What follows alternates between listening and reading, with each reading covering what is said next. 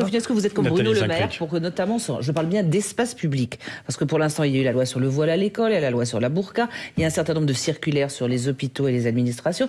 Est-ce que vous considérez qu'il faut faire un pas de plus, par exemple, comme Bruno Le Maire le propose, en disant que quand on rentre dans une administration, en tant qu'usager, eh bien, il faut... À la sécurité sociale, même. Hein, à la sécurité sociale. Est-ce que vous considérez que ça va avec les lois, qu'on a fait ce qu'il faut juste les appliquer, ou qu'il faut quelque chose de supplémentaire? François Fillon. D'abord, il faut appliquer les lois, ce qu'on ne fait pas suffisamment.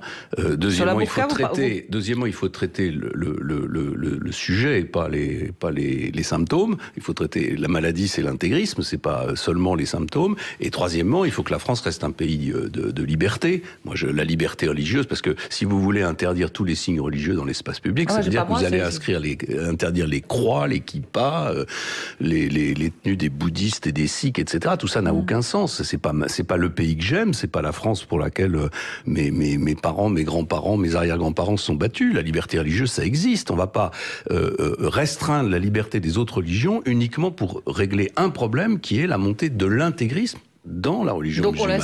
Donc je considère que l'espace public, c'est l'espace public. On a pris des décisions sur des provocations qui sont les plus puissantes, la burqa, et dans l'entreprise, etc. Et dans l'entreprise, il faut laisser... Il faut laisser la liberté aux chefs d'entreprise de gérer ces questions, comme il faut laisser au conseil d'administration des universités le soin de gérer la question des tenues dans les universités, parce que les universités sont des espaces de liberté. Il y a des